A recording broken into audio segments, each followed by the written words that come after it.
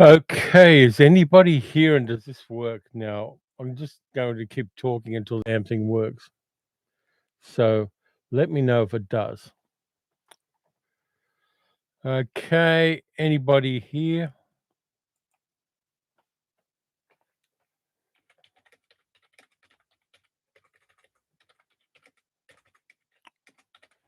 Better? Okay, thanks a lot, Lee and Dick. Great, fantastic.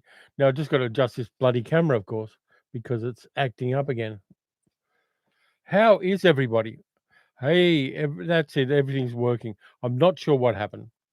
It's a mystery. The thing fucked up. But welcome, welcome, welcome.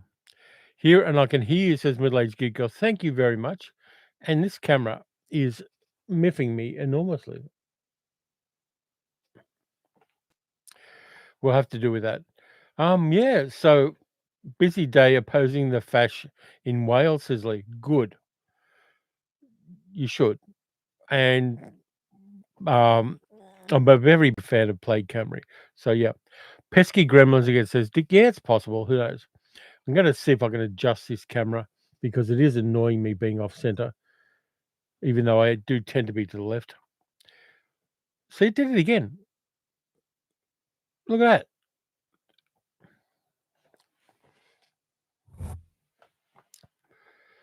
See if that works. Yeah, I've got plenty of stuff to do today. Lots and lots of movie news, lots of chat. Um, I did some uh, recording yesterday.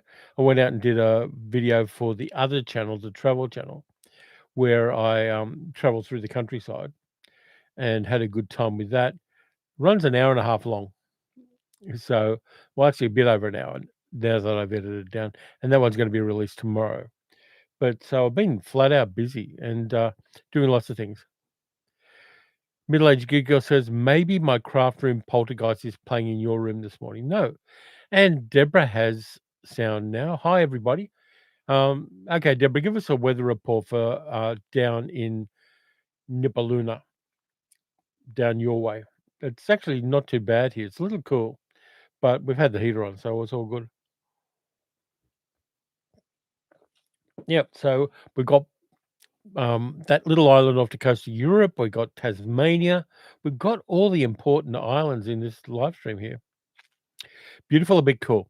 Doug says, "Hey Terry and Sally." Hi Doug, how you doing? Yep. So plenty of stuff to do.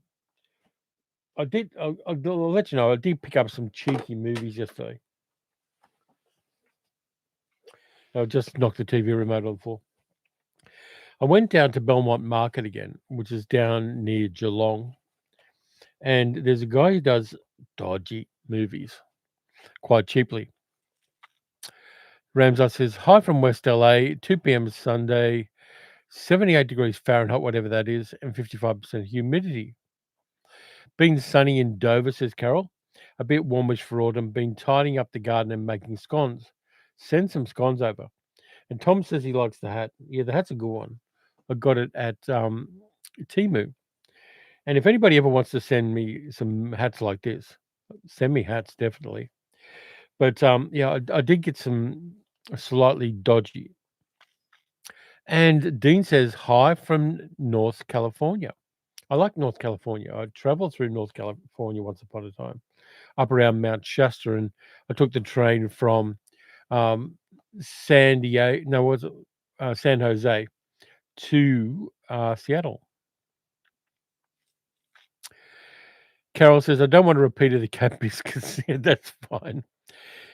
Dick says, if we send the scones over, it could turn out to be the same as the cat biscuits. Yeah, that is true. But nonetheless, scones are good. Yeah, so I picked up 3 movies. Now, these may or may not be totally legitimate copies. I am not saying one way or the other, but I did get them cheaply. I've got Thunderbolts, the Disney one. Disney's not doing physical media here in Australia for their movies, including the Marvel stuff.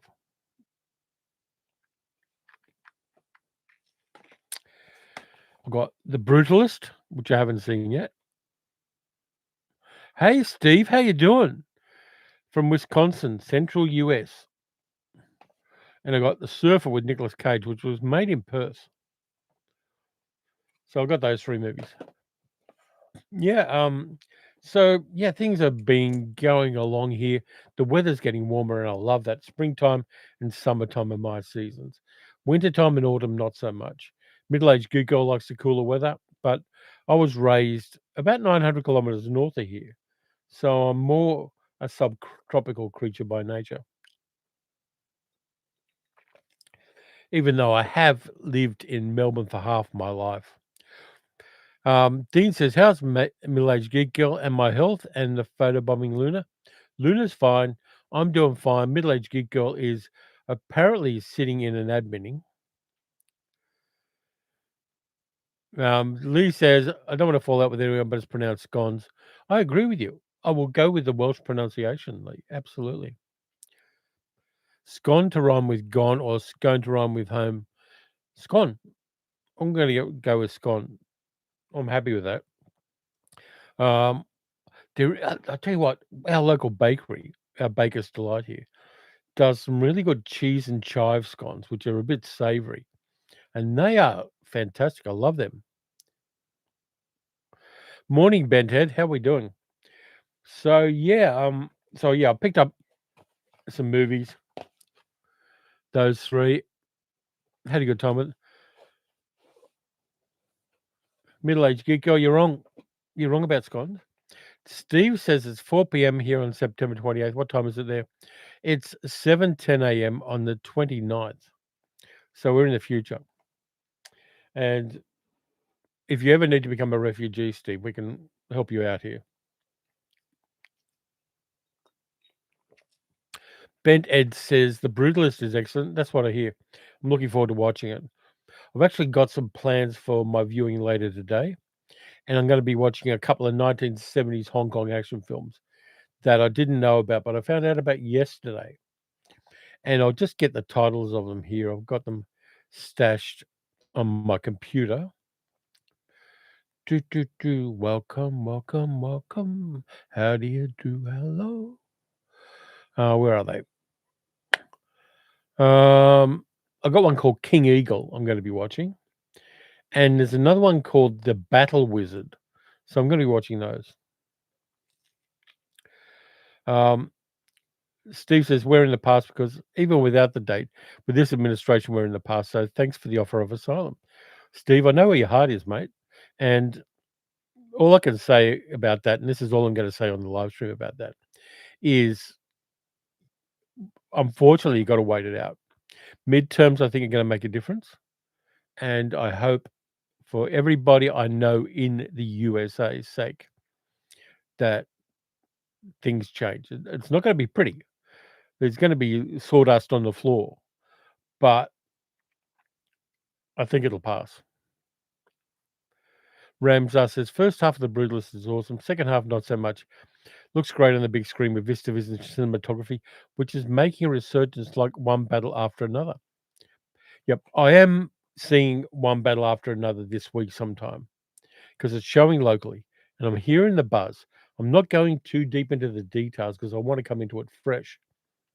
But One Battle After Another sounds like a movie I want to see, and so I will. I'll use my little secret pass for film critics and get in to see it for free. Um, yep.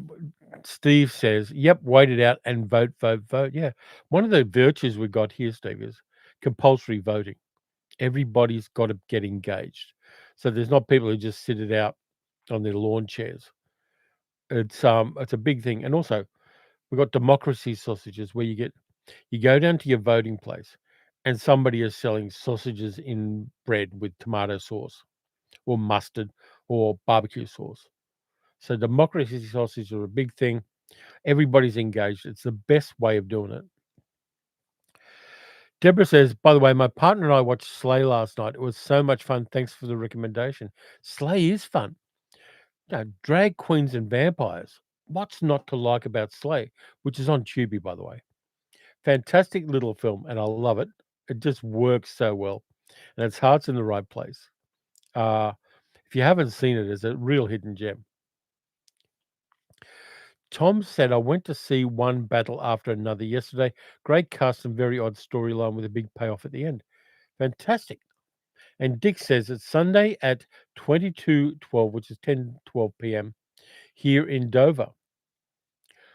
Steve's still waiting for Primitive War to be someplace I can see it. Missed the weekend when it was in theaters here. I'm sure it's going to be on streaming, Steve. And it's a lot of fun. Dinosaurs and Vietnam. Taker68 says, if they let us vote, look, register, force your rights. Sometimes you just got to push. Dean says, thanks for a somewhat positive look into tomorrow, future boy. Yeah, the weather's nice. The coffee is good. And I've got my Code Black coffee mug here.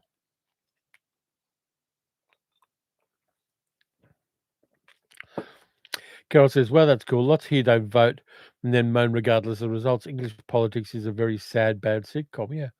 Compulsory voting is just the best. It's one of the virtues we've got. The other one being universal healthcare is another one. And we have gun control. And they're also doing a thing where people are handing in machetes because machete violence has been a thing here in Victoria. So they've got these big bins outside the police station so people can hand in the machetes while there's until there's a ban on them, which starts in November, I think. So there's a lot of that. We did gun control, and that's going fairly well. But gun violence is tiny here in Australia, except for one weird sovereign citizen out in the east of Victoria who shot two coppers and is still on the run. Patrick says, hi from New Mexico. Hi, Patrick. I flew over New Mexico, but I haven't been there. But I know some nice people there, including yourself. Scones and sausages. As Terry Talks Food, brand new channel setting. Yeah, democracy sausages work. Deborah says democracy sausages are much tastier than regular sausages. They are. They're fantastic, and I love them. Not as good as a Cumberland sausage.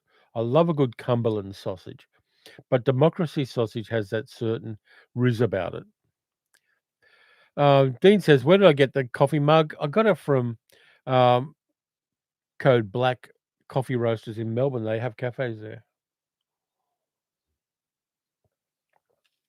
Steve says, wish we had all three of those things here, but especially the healthcare, which is driving everyone who's not rich into the poorhouse. Absolutely. Universal healthcare is a human right for me. Like, I think there should be three pillars of human rights. Healthcare. I think the other one is shelter. And the third one is the universal guaranteed income. I think all of those things are ideas that their time has come. And it's only rich pricks who are resisting them. Carol says, what's the voting age in Australia, or is anyone in the States? Current government wants to lower it to 16 here. Not sure about that. It's 18 here at the moment. There is a little bit of buzz around 16, but 18 is, you can drink in pubs at 18. You can vote. That's where it is at the moment, and I'm not sure they're going to change it anytime soon. Lee says that Carol, are you in the UK? Yeah. Lee, she's in Dover along with Dick, and apparently that part of the world has fantastic op shops and thrift stores. Lee says we've got 16 plus voting in the Senate elections next year in Wales. It'll be interesting to see how that pans out. I think it's good to experiment with it. Maybe do it for a year or two and just see how it works. Christian says apparently they don't want anyone under 16 using the internet now. Yeah, we got some talk about social media and people under 16, not the internet, research purposes, Wikipedia and stuff like that. Yeah, and educational purposes. But the government's putting in something with social media because there's a lot of grooming going on, whether it's political grooming or grooming for people who are predators, that kind of thing.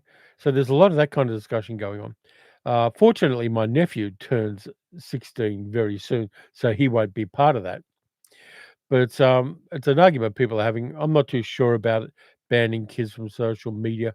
I think it's a parental responsibility to make sure your kids aren't going places they shouldn't or being lured to places they shouldn't. But it's an argument people can have. Steve says, totally agree, especially with AI poised to take over a lot of jobs through robotics, nothing else, and nobody wanting to pay for art, music, literature anyway now. Yeah, I see your point, Steve. It's I think there's going to be societal changes, and AI. I rarely use it. I glance at the AI summaries when I do a Google search. I've dabbled in AI music for background music on my channel, but it doesn't have the texture of human created stuff yet. There's It's a bit like, you have a really bad muesli bar, and then you have a really good muesli bar or a really good grain bar, and you go, yeah, there's a big difference here. It's bland, it's smoothed out, it doesn't have the uncomfortable edges that human created art does. Taker says, I joined Letterbox under the name JBW Beavis. Cool. Dean says, at 16, you're not over your acne. Yeah, some people don't get over their acne until they're 20. So, Ramsar said, 18 in USA, compulsory would be nice. 2024 turnout was 64% of eligible voters. That's ridiculous. We had, with compulsory voting, 98, 99% at the last election. We have an independent electoral commission as well, which works out the boundaries of different electorates and does the whole election thing. And they're independent of government. They have rules. They stick by the rules. They're really, really good at it. Carol says, I wish they would limit social media stuff for certain under 16s, as you heard. So much bad stuff. I was bullied at school, but at least I could get away from that. That's not the case anymore.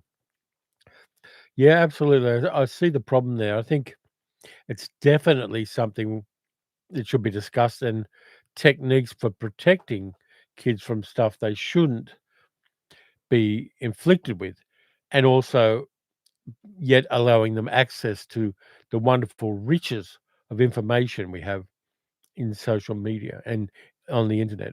You got to balance those two. Renasis Chambara says, on the flip side, AI could allow an increase in art and creativity, just like xerography facilitated fanzines in the past. Yeah, but I think the difference is I did fanzines for a long time. I did fanzines from 1979 onwards. Fanzines are the raw, prickly result of humans figuring things out. I mean, I got given a tranche of my old fanzines by a friend this week, and they were uncomfortable to read because I was fucked up. I was stupid. I was boastful and dumb when I made those fanzines. But they're people struggling to figure out the world, and you're not going to get that with AI. I think there's a difference. AI doesn't have the life experience that I did, and it never will. And it'll never be able to successfully fake all the weird joys and traumas of my early life. And I think that's important. Um, Taker says our state banned mobiles in public school. That's a good idea. Um, Dick says still get acne at 50 plus. Yeah, absolutely. It's a skin disease. Steve says I'm a writer artist, so the only artist to put to work using AI is me. Or put out of work using AI is me. Yeah, absolutely. And I just love the uncomfortableness of human creativity. And sometimes, I mean, there are movies that scared the shit out of me, like Martyrs. You're not going to get an AI making Martyrs in any way that's going to trigger me, but you're going to get it from a human.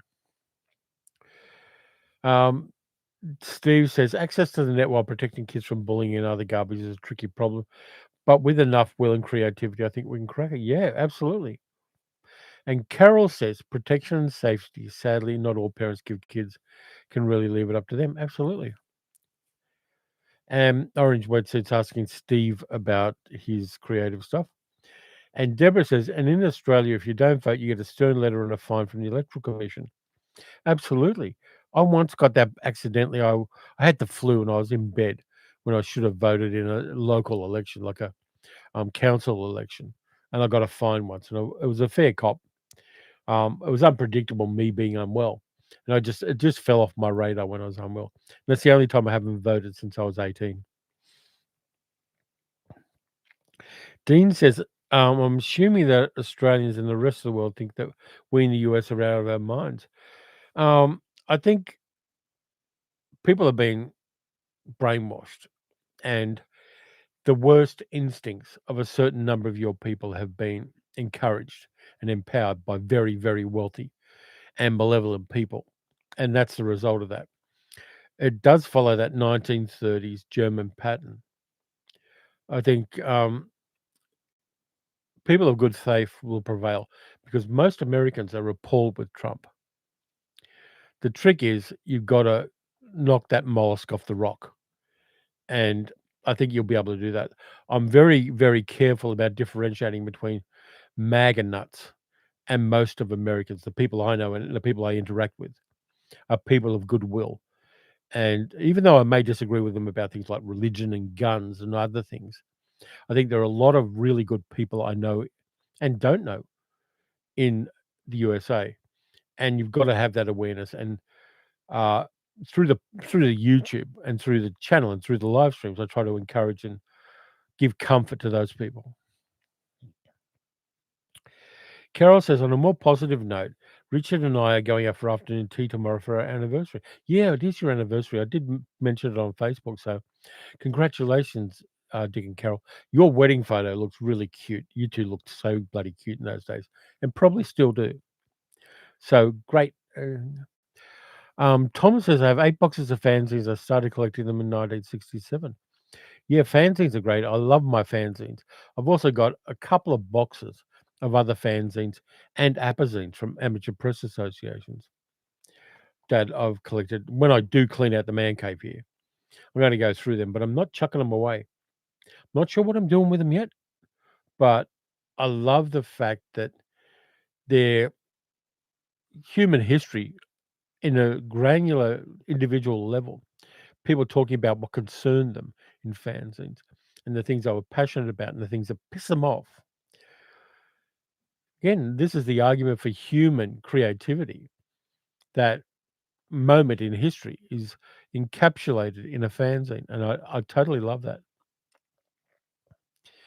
Ramzar says AI will only get better and better. Big software houses using AI for about 25 to 30% of coding, but there are kinks. Well, that's positive. I mean, I'm all in favor of kinks. Um, yeah, Steve, if you want to post a link for your stuff to encourage people to grab it. Um, Carol says, D, not so much of you out of your mind, but wondering how he fixed it. Sad that they would vote for him the last time. Yep. Um, Deborah says, as a musician, composer, writer, I detest the way AI is going. I want AI to do the housework and I have more time to be creative. Yeah, that'd be fine. Carol says, thank you and thank you for your wishes. We both hate having photos taken, but I love those ones. They are lovely. Steve says, AI robotics may do your housework in the next few years, but it will cost about the same as a small car. Yeah. I mean, it'll get cheaper. And the thing is, it may well be that, an AI comes to your house to do things and then pisses off again like a carer. That's another possibility with AI robotics. Dean says, is Hulu available in Australia? Yeah, it is. If so, skip Alien Earth. It's abysmal. I mean, hearing bad things about it. I'll tell you the series I'm watching at the moment. I'm watching Peacekeeper and I'm watching Gen V, the spin off of The Boys. So they're the two series I'm watching at the moment. I'm enjoying both of them. I like James Gunn's stuff with DC. And the Peacemaker is great. And there's been a twist in the second season of Peacemaker, which I knew about and I guessed, but it's still a good twist. Doug says, we're very lucky in Australia with our healthcare system. I have a rare blood cancer and ongoing skin cancer issues, misspent youth. I receive the best care from amazing people. Absolutely. We've got family members who are accessing the healthcare system at a very deep level at the moment. And the care they're given is with a few qualifications, very, very good. Renasis Chambara says, I find vlogging very satisfying now as an outlet for my writing, thinking things out. Absolutely. Creativity is one of the things human beings need, I think. Not everybody, some people can get along without being creative, but expressing ourselves in a way that's not as ephemeral as just talking without recording it. I think that's a great thing, and I will encourage that all the time, even if I disagree with some of the things said. Christian says AI uses an insane amount of energy. Let's see, scroll back up. Um, and other resources. Is it worth it? Yeah, that's the problem with AI. Though there are some new chips coming out. The Snapdragon chips coming out at the moment have AI embedded in the chip. So even though a lot of it at the server end is using up a lot of energy, there are ways they're finding of encapsulating AI on a chip. Renata Chambara says, on a film note, I watched The Satan Bug last night for the first time, an adult. The plot is phony, but the photography, design, and costuming are amazing. John Sturgis for the win. Yeah, I like George Maharis as an actor. I think he's a cool actor, and I like him. He was gay, and one of the things that killed his career was he kept getting found in compromising positions in public restrooms with people, and so his career went downhill from that, which is horrible. That people had to do that to get a connection with other people. But George Maharis, I like as an actor. Franny, only 20 minutes late mid cooking. Hi, Franny. How's weather where you are? We've all done weather reports. Um, D. Lee says human creativity comes from human experience and seeing and feeling life as lived and as has been lived. AI just hasn't paid its dues. Absolutely. And Ramsar says AI uses a lot of energy due to cooling it. They do. Steve says estimates have seen that AI robots may cost under 20K in US in the next few years and then drop from there. Yeah, but can they twerk? They probably can. Um, Steve says they do household tasks and helper stuff. Dean says Satan Bug is data, but you got to appreciate the Jerry Goldsmith score. I really like the Satan Bug. I've actually got it on Blu-ray, and it's one of those movies that I appreciate. Carol says I work for the National Health Service, and recently experiences have been very positive. Cannot fault the care we've seen, despite a lot of bad press locally. Yeah, you got to be careful about what media says about healthcare services. The people working in them are fantastic.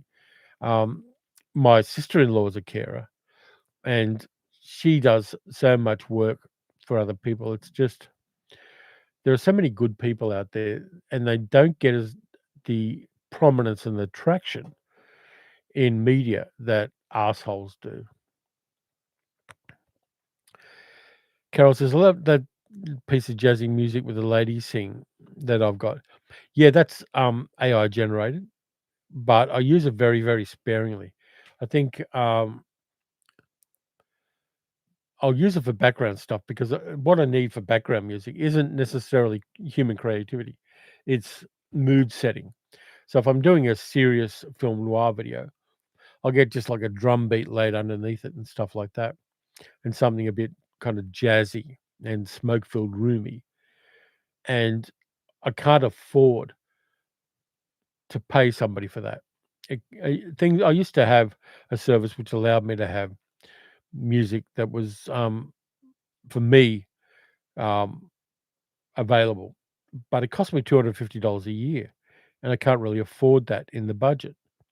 So if I can just get like a track with some drum beats underneath or something light and boppy underneath what I'm talking about when I'm on the channel, it's a good option for me, but I wouldn't use it in any prominent way. Renasis Chambara says George Maharis was an underrated, even though I do get him mixed up with a very young John Saxon. Here's the way to differentiate. George Maharis wasn't bald.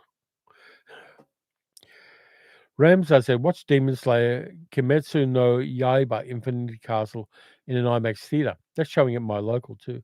Incredible visuals and sound. The story's much better in the second half.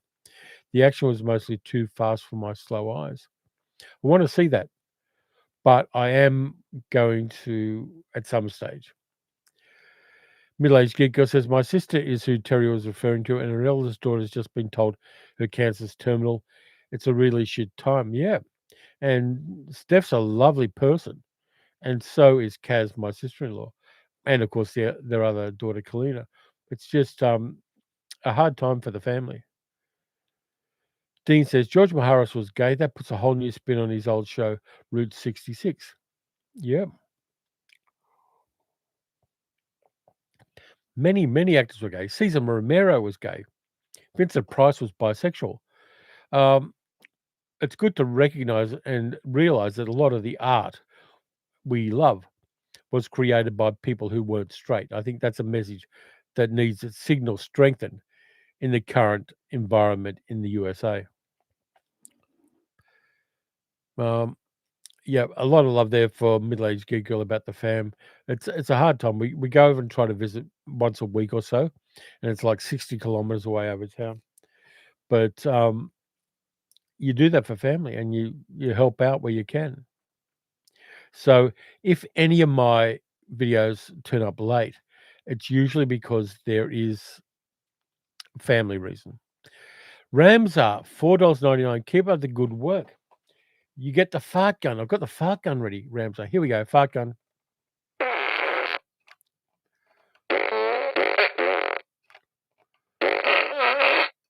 Thank you very much, mate. Um, yeah. Sal says, yeah, this on top of her father being terminal as well. Don't want to steal the thunder. It's a tough time here in the household at present. It is. And Peter's a lovely guy too, my father-in-law. He He still plays Skyrim on his console and does things like that. He's very computer savvy for somebody who's nearing 80, and we love Peter, and we're going to help him through what he's going through. Charles Lawton says, Tom, superb actor. Yep. Charles, I love the fact that Charles Lawton, superb actor, gay man married to a woman. They had a very, very good companion at marriage and loved each other, him and Elsa Lanchester. And then he makes one perfect movie, The Night of the Hunter, late in his life, and does a fantastic job of it. It's one of the most spectacularly beautiful horror movies ever made. Just that kind of stuff. Renasis Chambara says JD Vance questioned his own sexuality in Hillbilly Elegy, something that the critics even further right dinging from now. Yeah, JD Vance drank the Kool-Aid. I think somebody from his background should be more compassionate for people from his background. Um, Steve says, yeah, one perfect movie. Wish he'd made more, but Night of the Hunter can't top that. Absolutely. It's spectacular. And I love Mitchum playing bad guys. The two best bad guy roles that Robert Mitchum did were Night of the Hunter and Cape Fear. Both of those are incredibly great. And it's Mitchum diving into the darkness in himself to do that. He always underestimated himself as an actor, Robert Mitchum, but shit, he was good in hero roles, in character roles, playing bad guys. The man was an intelligent actor and felt deeply about a number of things. And I think he's very underrated. Ramsar said, watched Apollo 13 30th anniversary in an IMAX. Still holds up well with great suspense and ingenuity. Yeah, I knew how it ended. I mean, reality spoiled Apollo 11, Apollo 13 for me. Apollo 11, I knew how that ended too. But Apollo 13, yeah, good film. But I always think that Ron Howard as a director has too much of a middle of the road sensibility. I like he actually directed Hillbilly Elegy as well, come to think of it. But I think his middle of the road sensibility is a weakness as a creator. Doug says Mitchum seemed to be a very interesting man. I've seen some great candid interviews. Yeah, he was. He was somebody who lived in a time where men expressing their emotions wasn't encouraged. So he tended to be very off the cuff when he was talking to people. But in his personal life, he was a man of great intelligence and depth. Um, Dean says, "Can't beat that sinister sneer from Richard Widmark." Widmark was another one of those guys who was very intelligent, a bit of a lefty, and him playing Tommy Udo in Kiss of Death, throwing an old lady in a wheelchair down a flight of stairs. Fantastic villain role. Pink Apocalypse says, "I'm a former sociologist. J.D. Vance is getting side-eyed and had some weird, questionable things in Hillbilly Elegy long before he flipped politically. He had some pretty off takes at academic conventions." Okay, yeah. Interesting character, but in the worst possible way. Hey, Kapil Patel, great to catch you live. Glad you're here. Welcome to the family. Renata Chambara says, "Mitchum in Cape Fear was a revelation for me, just like Jack Palance in The Big Knife." The Big Knife I love. I've got to rewatch The Big Knife. One of the best movies about Hollywood ever made, and it's heartbreaking. And one of the things I'd love, if I was immensely wealthy, yes, it would turn me into an asshole, I know. But if I was immensely wealthy, I'd recreate the lounge room in The Big Knife with updated TVs and technology because I love that mid 20th century space age design. If you ever see The Big Knife, that lounge room is perfect for me. Renasis Chambara says, "Mitchum in Cape Fear was a revelation." Oh, you already said that. Carol says, "Watch the second Guardians of the Galaxy. Did not expect Kurt Russell and the Hoff. Otherwise, Disney Plus had Downton Abbey. Been watching that." Yeah, I'm not a Downton Abbey fan. I don't particularly like um, anything that encourages aristocracy. I'm an egalitarian at heart. And I had that argument with a couple of people. I think Ramsar and I disagreed about it. But for me, it's just not my bag. I will go with somewhere else and wander into weird 1970s Hong Kong fantasy films and things like that. That's more my jam than something like Downton Abbey. Though I do understand it is very well made. But yeah, so let's see. I've actually got some movie news. And I'm going to spring you with the horrible one first. Has anybody heard of an actress called Tilly Norwood?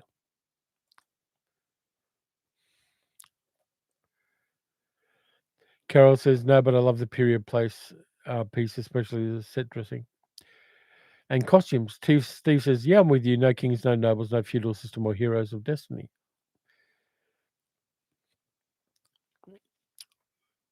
Yep. You haven't heard of Tilly Norwood? Going to be a big actress in the future, Tilly Norwood. You want to know the thing about Tilly Norwood? She doesn't exist. She's an AI generated actress that Hollywood is courting. She hasn't done any work yet, Steve. But Tilly Norwood does not exist, and she's being promoted as the next big thing. And there's an article about it. Let me just see if I can find it for you and post a link. Because this is one of those things like Simone, the movie that Andrew Nicole did. AI generated actress. Just bookmark that link. Don't go away and look at it now because I'm just still doing a live stream. But yeah, Tilly Norwood is something that Hollywood loves because you don't have to worry about her getting pregnant and losing her figure. You don't have to worry about her marrying inappropriately or coming out as a butch lesbian and shaving her head.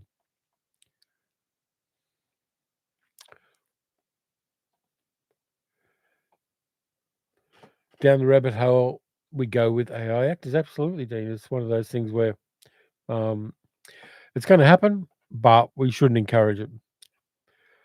Renaissance Chambara says, "My most underrated director ever is Alex Cops, Repo Man, and Walker. It did so much to educate the public on films. If you like fantasy, Zoo Warriors from the Magic Mountain. I've got that on Blu-ray. I actually had it on VHS back in the day. Zoo Warriors is fantastic. Yeah, but yeah, Tilly Norwood is the next big thing in AI actors. And to be honest with you, I'm still not convinced in my heart of hearts that Glen Powell is an AI generated." Steve says, "But will Tilly be able to give me 9 different readings of a single word to fix an error in an audio version of one of my books?"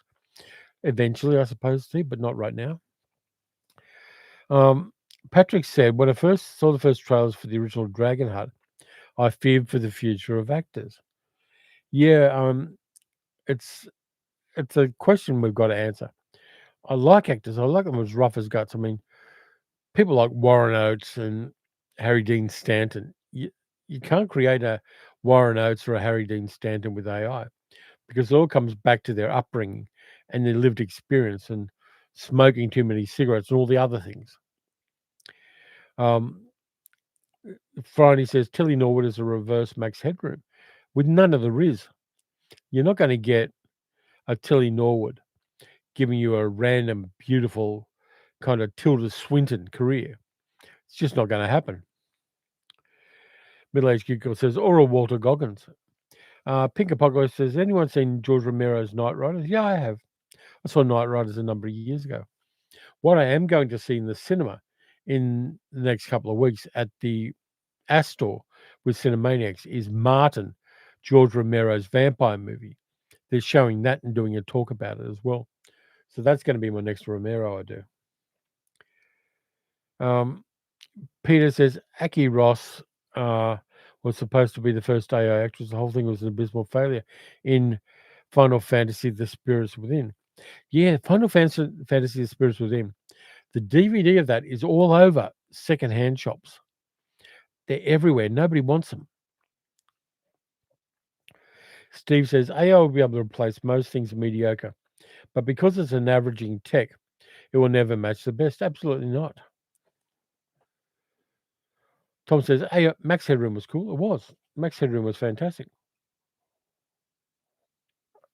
Ramzar said, watched 20 Japanese movies, mostly from the Golden Age since August.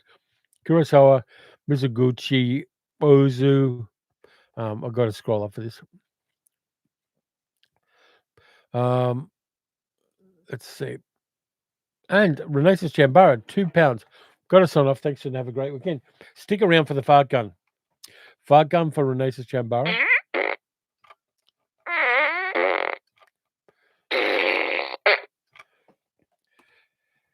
Keith says, hey, up, greetings from Yorkshire, England. Is there another Yorkshire? Absolutely. Yep, and Steve says there's a lot of AI actresses in Chinese propaganda already if you haven't seen any of it. Yeah, absolutely. That's one of the things. It's easy to tell at the moment whether somebody's AI or not. But the only way to be sure that actors of the future aren't AI is if somebody films them lying in a gutter.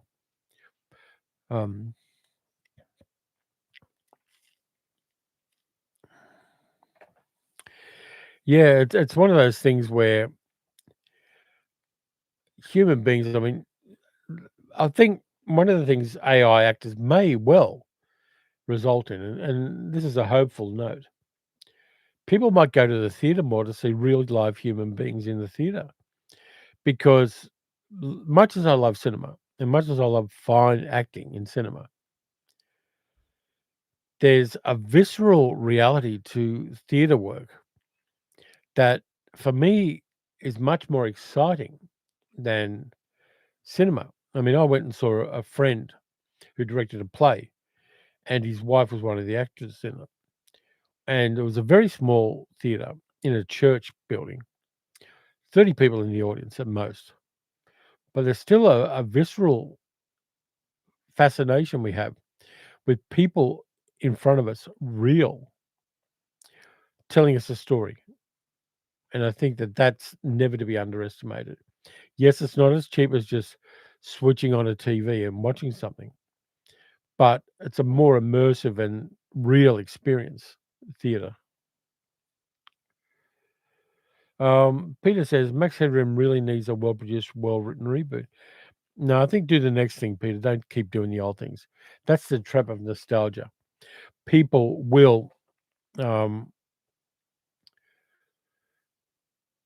just dive back into nostalgia because they don't want to learn new things or they don't want to see new things. And it tickles a certain level of our childhood. And remakes are never going to be as good because we watched the original movie when we were a kid. And what we're trying to capture is not the movie itself or the TV series itself. It's the feeling of being a 7-year-old. And we're never going to recapture that because we ain't. And I think nostalgia is fine at a certain level, but we've also got to keep it real. Go, yes, I understand nostalgia, but I don't just want to have nostalgia. I want to find something new. I want to see interesting things. I want somebody to come out of left field like The Substance or Late Night with the Devil and let that fascinate me all over again as an adult, where I am now. Yeah, Ramsay said, watch 20 Golden Age Japanese movies since late August. Kurosawa, Mizoguchi, Ozu, Kobayashi, Shindo, Ingagi. Also watched great remakes of the three living Magnificent Seven Fistful of Dollars. Um, Good idea. And Carol says, personally, I think we would lose so much film if we went AI. Part of the magic is seeing someone become someone else and wondering how they did the stunt. Now it's all green screen. There's still a lot of work on green screen that works. And Deborah says, live performance is ephemeral. It's different every time. Absolutely. And yeah, I love the reality of acting. And as I said in my last video, one of the things I'm watching is actors act more than I'm watching the plot and the storylines and things like that. I'm watching the way people create characters and create something that hadn't previously existed like that. That stuff is really where I am at the moment. Steve says, don't forget to share a Honda and all these great kaiju flicks. Absolutely. Honda is such fun. And it was such a buzz to stand outside Toho Studios where all of that stuff was created. They don't have tours, but I went outside Toho Studios and had a lovely time with it. Steve says, it's live on tape aspect that one of the things that makes the original Dark Shadows so fun. Hi, Kermit's Ghost. How you doing, Alan? Yeah, so I just love the texture and the detail of a human being doing something. Peter says, read Max Headroom. I'm just still pissed off that they cancel it so soon. I'll get over it. Absolutely. Nostalgia is a trap. And saying that, I've got a lot of old movies that I liked when I was younger. But doing what I do with the channels, there are a lot of channels that just stay in that trap of nostalgia and trying to recapture what you can never recapture. Me as a little kid seeing Valley of Gwangi, I'm never going to feel like that again about Valley of Gwangi or a remake or a reboot or the next story in the Gwangi saga. I'm never going to get that same buzz. But I love the buzz. I love the fact that I had that. I am going to get that buzz from other things. Watching The Substance, I got that buzz. Watching Late Night with the Devil with my nephew, I got the same buzz. Watching new movies that do interesting things in creative ways. Watching Sinners and getting that fantastic dance sequence in the juke joint. I'm up for new buzzes while appreciating that I can't recapture old ones. I think it's important to keep that in perspective. And you're going to be much happier with movies if you acknowledge the nostalgia, acknowledge the past, acknowledge how wonderful it was for you, but you don't keep trying to chase the same buzz. Kermis Ghost says, I'm doing well here, mate. Thanks. Hope the same applies to you. Yeah, we're getting through stuff. Jill and Luna, our two cats, have left the building, according to Middle Aged Geek Girl. They've walked outside because the weather's nice. The sun's come out. Steve says, I do think there will be some interesting movies made by humans using AI, and it may even be one of them, at least on a small scale. I'll believe it when I see it, Steve. I think if you do making movies with AI, the only way to make them interesting is to have really deep human involvement in the process. And Hollywood eventually wants to go to the fact that they're going to just punch a bunch of parameters in them and the movie's going to get made by a server farm somewhere. And they're going to tweak it a little bit and put it out and rake in the bucks. That's the ideal for certain kinds of executives in Hollywood, is to do that. But as somebody who, in my own small way with the channel, does something more or less parallel to creative, I don't wanna see that. I wanna see messy human stuff. And yes, if a camera boom arm comes down from the top of the screen, I'm there for that. I don't mind. Yeah, you can remove it digitally, and I realize that people do that, but that messiness of human creativity, I totally love. Let's see what we got. Oops, I booped. Live acting is molding yourself into a new role. AI can't do that, thank God, says Patrick. Steve says the handmade nature of Harryhausen films is one of the best things that make them so great. Yeah. Dean says, I'll be in Tokyo in a few weeks. It's really worth the pilgrimage to Toho. Godzilla and me were born in the same year month. If you go down there, you've got to catch a train and then a bus. And you can't get in. It's just outside. There's a human-sized statue of Godzilla. There's a Godzilla-sized mural on the wall of the building. And there's also, unless they've changed it since 2019, there's also a big mural of the Magnificent Seven. And that's it. There's nothing there. It's in a middle-class suburban neighborhood. And you go down this hill, and there's this studio, which you can't do tours of, where the magic happened in this very nice middle-class Tokyo neighborhood.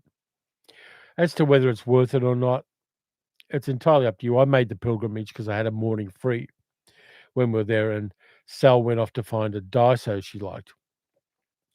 But for me, it was worth it, but there's not a lot there. That's all I can say about it, dear. Dick says, our kitty is curled up in a chair fast asleep. Oh. And Carol says, I think about how awesome the dinosaurs were in the first Jurassic Park. Now it's another bloody dinosaur film. Absolutely. And Vincent Russo says, love the shirt. Black t-shirt, armor 1, weight 4, value 20. Yeah, that's a Skyrim t-shirt. Carol says, if they make films like that, how many jobs will disappear? All the skills and talent being lost will be very sad. I think there'll always be a place for that human creativity and a skill set of a cinematographer who's been doing things for 40 years. And I saw James Gunn's Peacemaker podcast, and he talked to his cinematographer, who was like a 55-year-old English guy covered in tats, who'd been doing this for 30 years. And that experience and that ability to go, okay, we've got a problem on set we've got to solve with the blocking and where we're going to put the cameras and the lighting. A cinematographer with 30 odd years experience is priceless. And I think we should recognize that. Middle-aged geek girl says, haven't been to bed yet, so I had the girls with me on the couch all night. Very nice and calming. Yeah, she stayed awake all night. Pink Apocalypse said, I know some people are mixed of Gen X and millennials, voicing variations of the same thoughts, which is a growing rejection of soulless committee writing and CG action overload in favor of the real.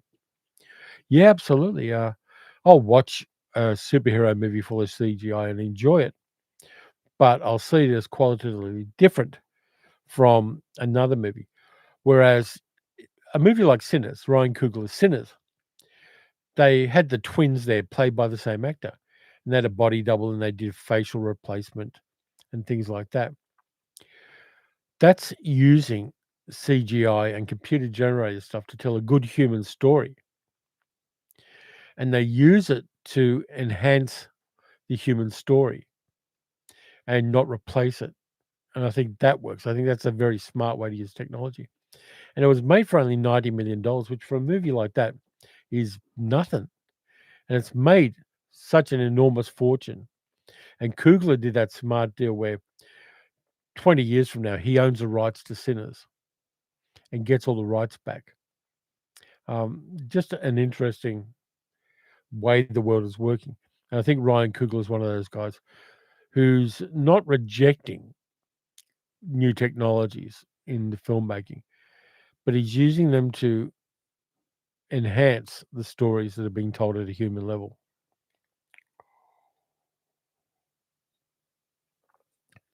Key says, someone mentioned Harryhausen reminds me that I watched Jack the Giant Killer. Enjoyed it, and yes, I know it wasn't Harryhausen. I don't mind Jack the Giant Killer. It's a bit of fun. D. Lee says Hollywood executives will be happy to get films without having to deal with those awkward Orson Welles and Erich von Stroheims and Marlon Brandos. AI would suit them.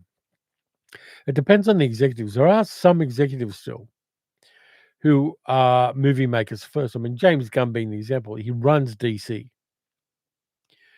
and along with somebody else, but he runs DC. He's eventually the shot caller on DC. And he started out doing trauma films. He's a movie maker first and a movie executive second. And I think that's the way to do it. Steve says, if you like Jack the Giant Killer, try Captain Sinbad. No stop motion, but a lot of fun. I like Captain Sinbad, that weird German movie. It's just crazy. And there are things like the giant mailed fist, and the beautiful princess was kind of cool in that as well. I do like Captain Sinbad, and yeah, you should try it. Yeah, let's see what else I've got in movie news. People are pissed off with James Gunn, and this is a Superman spoiler because of what he did to Superman's Kryptonian parents. It's a minor spoiler in the movie, so don't let this phase you. But we find out that the Kryptonian parents, Jor-El and Lara, wanted Kal-El to conquer the Earth and get a harem and reproduce Kryptonian children. And that then gives Superman the decision to make. Do I follow what my parents wanted as Kryptonians, or do I follow what my human parents wanted, which was for me to be a good man and to use what I have to make the world a better place? And so he's got to make that decision in the movie. I think it enhances the movie experience, though a lot of people are pissed off with that.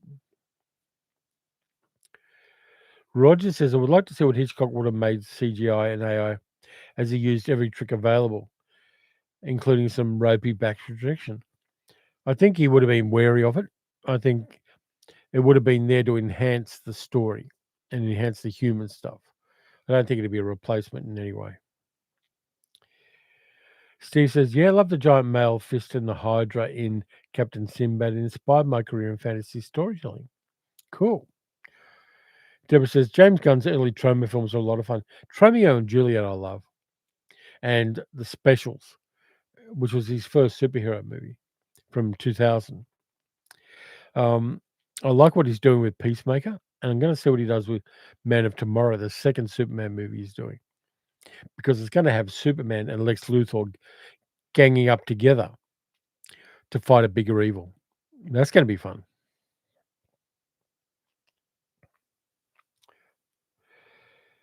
Steven says, I think making Superman's parents bastards enhances the nurture, makes the person theme of the film. It does, though the DC purist in me balked when I first saw the movie. Yeah, I think it works well. And I think that it's not just going with the holy text, it's recontextualizing Superman as somebody who is good because he makes a decision to be good, not because both sets of parents were good people. One of them wasn't. And a lot of us have experience of parents who were total assholes. And I think that that acknowledgement is important to people like me. Friday says, I love Jack the Giant Killer the first time I saw it. Also, the evil witch princess is much more attractive than a normal princess. Is it a wonder I'm a goth? Probably not. Deborah says, the specials, I haven't seen that in years. I love the specials. Low budget, um, very funny superhero movie. D. Lee says, speaking of Godzilla, I rewatched GMK earlier.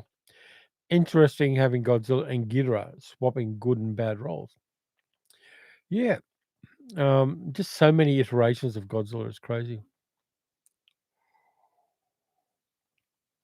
Steve says, exactly. Superman chooses to be good rather than being a child of destiny, chosen one, which is a feudalistic idea. Absolutely. And I'm there for that. And I think David Corenswet essays that very well. Ramsar said, Weapons has made 265 million on a budget of 35. Sinners made 367 on a budget of 100 million. Best two horror movies of 2025. Yeah. I've got something to say about horror movies that I sort of, at like 10 o'clock at night last night. Roger said, "Love Guy Williams in Zorro." I liked him in Zorro too. Captain Sinbad in the first season of Lost in Space.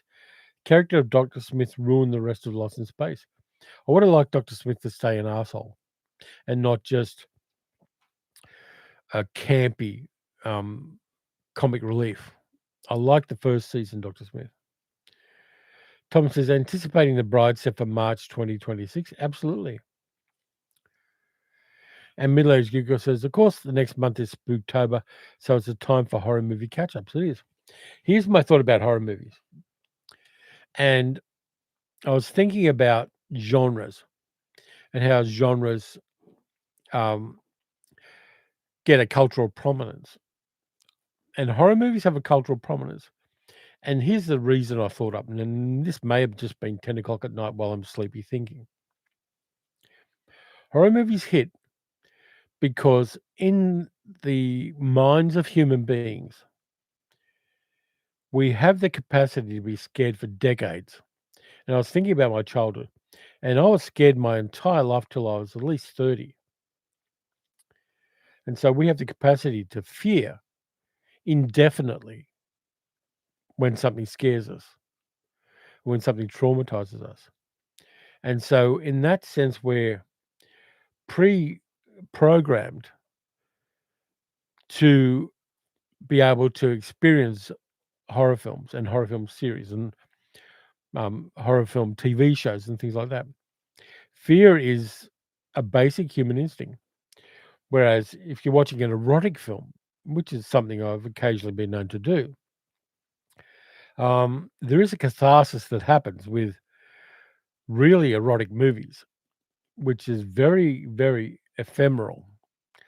So, uh, a lusty erotic film doesn't stay with us as a visceral experience as much as a horror film does in that fear thing. And even a movie that's happy and joyous, nobody stays joyous for days and days and days and days and days at a time without something yucking our yum. But fear stays with us. Fear has legs in the human mind. It stays with us for a long time. So horror movies, we will watch them indefinitely. And that's why I think horror hits so hard.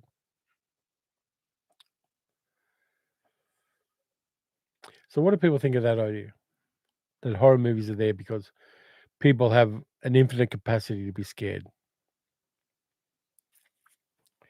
And I'll bet an ad came up while I said that and nobody heard it.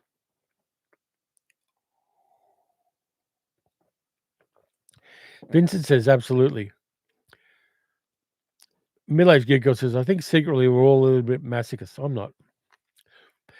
Dean says, in my opinion, what movies excel in practical effects? I mean, there have been ever since George Méliès, practical effects have been fantastic. There is the one that people are talking about at the moment, Bram Stoker's Dracula, with the train going across in front of the book and the smoke from the train falling onto the book. I think any practical effect that does something unprecedented. There are practical effects that are really great in things like Citizen Kane. Um, I love big scale stuff. I mean, much as I hate Gone with the Wind, the burning of Atlanta, where they burnt down all the movie sets, works because it's real and as close to reality as you can get with a practical special effect. The more people are going to go, yeah. And one of the things with computer generated stuff is emulating that. The shockwave that comes out from an explosion is a lot harder to do a CG rather than just letting off an explosive. And it costs more. That kind of stuff. I think that's there are practical special effects in movies like Sinners, and there are practical special effects in The Substance, and even in things like Late Night with the Devil, which are mostly makeup effects, which are used sparingly in Late Night with the Devil, but used to great effect. I think there are just so many of them. And combining them with CG, they're all in a toolkit, CG and practical effects. They're a way of telling a story, and a combination of the 2 seems to be the secret sauce, the perfect blend.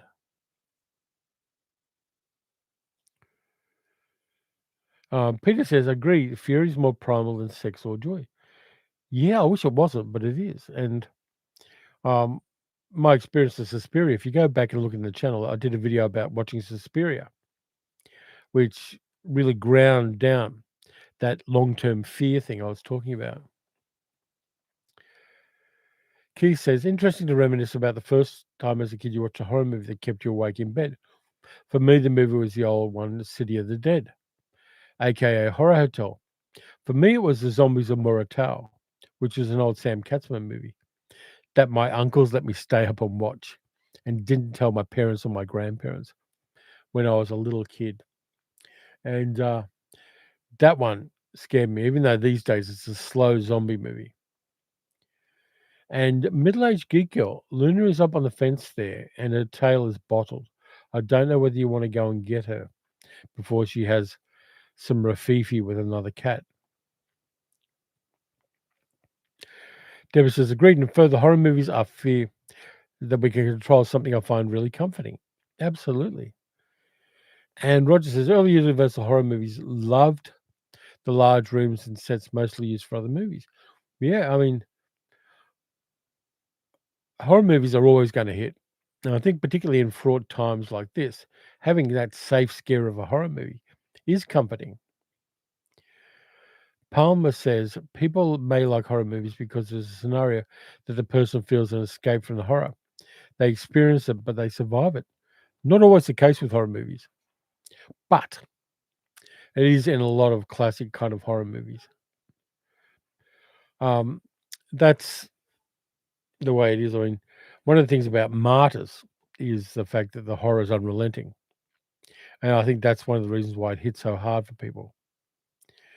And I mean, all respect to horror movies, I really love so many horror movies, and the back room is full of horror movies as much as anything else. But I, I kind of, there's a part of me which wishes that really erotic movies hit as hard as horror movies do for people, and movies where people are being friendly to each other in horizontal ways. And I've been watching a few Radley Metzger movies at the moment, and those kind of interesting erotic movies. Yeah, she is. Luna, she's up in the fence here behind the barrier. We're trying to get Luna down so she doesn't have a fight with another cat. People may like horror movies because there's no, I've read that one. I remember watching The Exorcist, and the only thing that scared me was the medical equipment used on her. Yeah, Warren, that's The Exorcist scared me when I first watched it because I saw it in the cinema when I was a teenager and incredibly impressionable. Tom says Zombies of Muratow is a great scene where the zombies emerge from the water. It scared me. Yeah, that's the scene that got me as well. Peter says Curse of the Faceless Man 1972 scared the crap out of me. 7-year-old me. You can say crap. You don't have to put dots in there, Peter. It's okay. You can swear in my chat, and you're not going to get buzzed for it. Dean says earliest memory of a nightmare movie was X the Unknown. Couldn't sleep and kept my parents up most of the night. Yeah. One of the things with me being scared of zombies and Muratow was there was stuff in my life when I was a little kid at the time that scared me infinitely more than the horror movies did. And that, I think, balanced them for me. Roger says, first horror movie that scared the crap out of me was Premature Burial, where they dig up a coffin and find the lid covered in scratches. Yeah, I mean, sometimes the idea of something that has happened can be at least as scary in a horror movie, and I like that.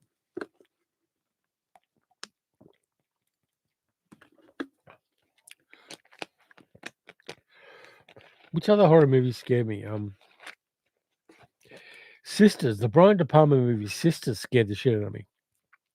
When the guy goes on the dating show and then sleeps with the woman overnight. and wakes up in the morning with a birthday cake for her, and she comes out at him with a knife. I mean, that one scared the shit out of me at the time.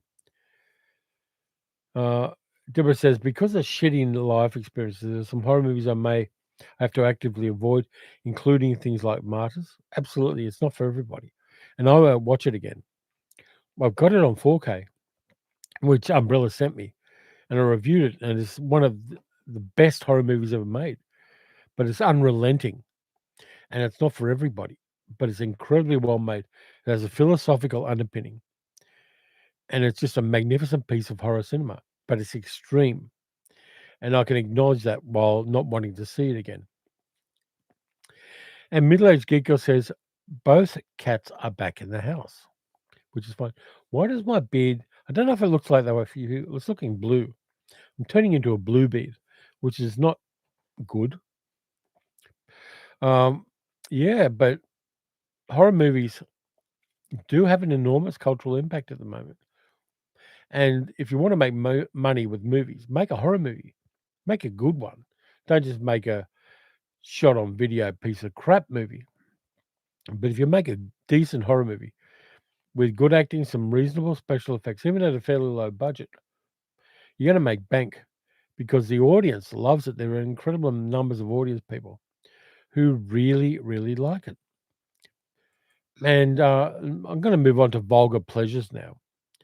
And I just found out about this morning, and I'm weirdly happy about it. They're making Beekeeper 2 with Jason Statham, and I like the Beekeeper. It was a good, honest Jason Statham movie, and they're doing a second one. And the Beekeeper is an interesting film because it attacks the right people. It talks about corporate call center scams and starts from there and goes upward to the White House and looks at corruption and scams by very wealthy, very influential people. And they're making a Beekeeper too. And if they do it right, it's going to hit because the Beekeeper's virtue was the fact that it hit out at um, grifters at the highest level of government. And I think that's a really incredibly good thing for a movie to encompass in our modern era. I think that really worked well. So I'm looking forward to Beekeeper 2. I got Beekeeper on Blu-ray, but I'm looking forward to that.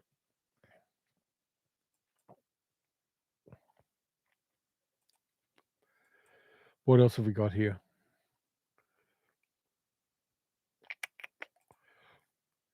I'm still convinced Glen Powell's CGI. Maybe Sydney Sweeney is as well. Though she's a right-wing nut job, so she probably is CGI created by a billionaire, maybe Peter Thiel or somebody. But I'm half convinced that Glen Powell and Sydney Sweeney are CGI. Prove me wrong. Just let me know and prove me wrong. Because I reckon they are. And by the way, super chats are still available. Is anybody there? Because the chat is frozen, which usually means there are ads. So I'm going to keep waffling regardless. And I'm doing this to comfort myself for some reason. Yeah, so lots of interesting things happening in the world.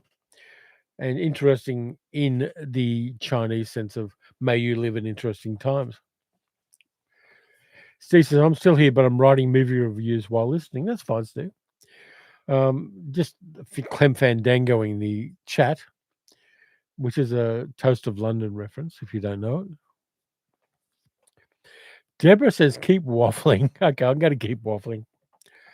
Would George Powell approve of all this AI and CGI tech? I think he'd appreciate that.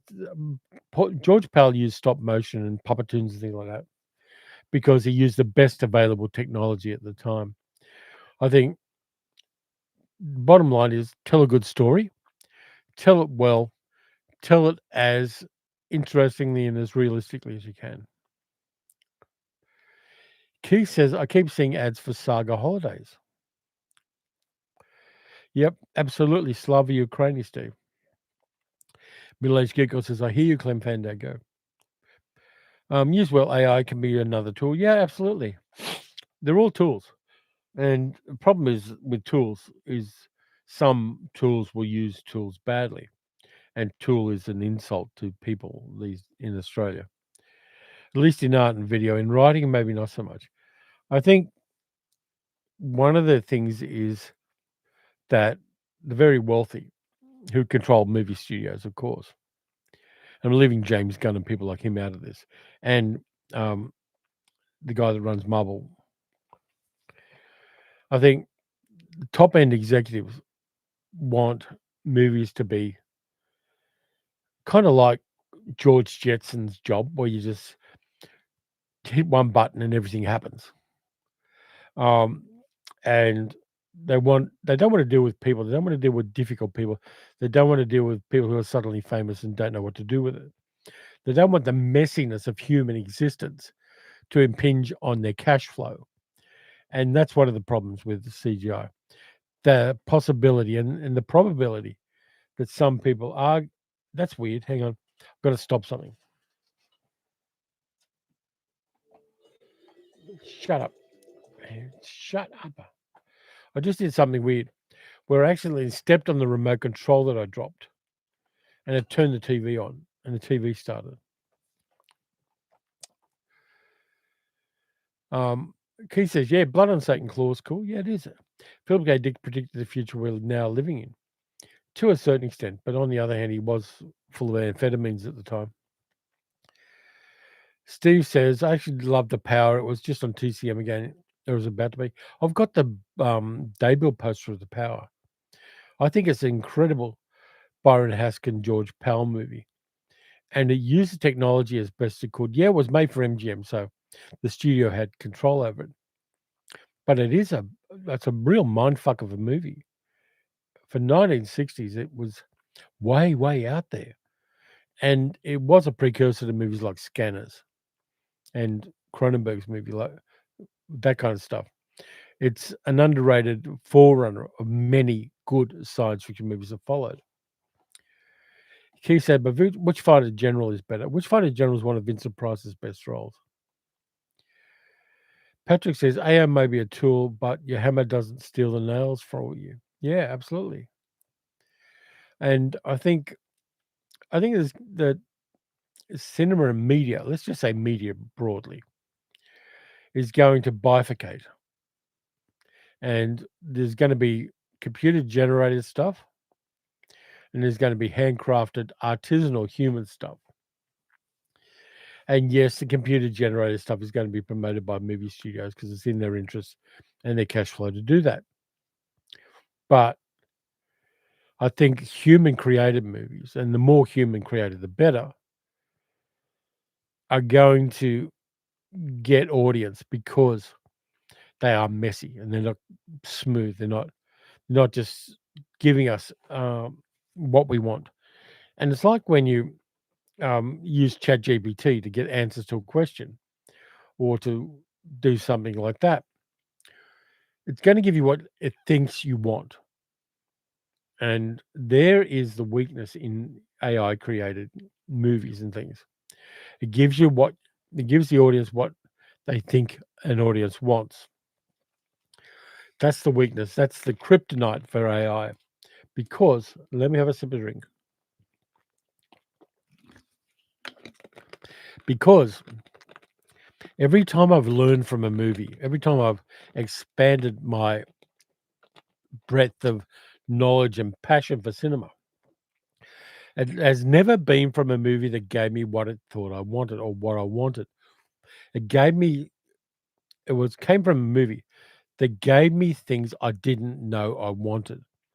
And it triggered something deep inside me that I didn't know I was passionate about. I mean, I talk about Ozu's Tokyo Story, which is a movie about a family, but it gave me such a depth of human warmth and compassion and randomness. And the family in Ozu's Tokyo Story is messy as fuck. And it's messy in the way a real family is. And AI isn't going to emulate that. And AI isn't going to go to ragamuffin from the western suburbs of Sydney and say, "I'm gonna make a Japanese film that will touch your heart and become one of your favorite films." There's nothing AI can do that will give that experience to me of a movie that is an incredible piece of cinema.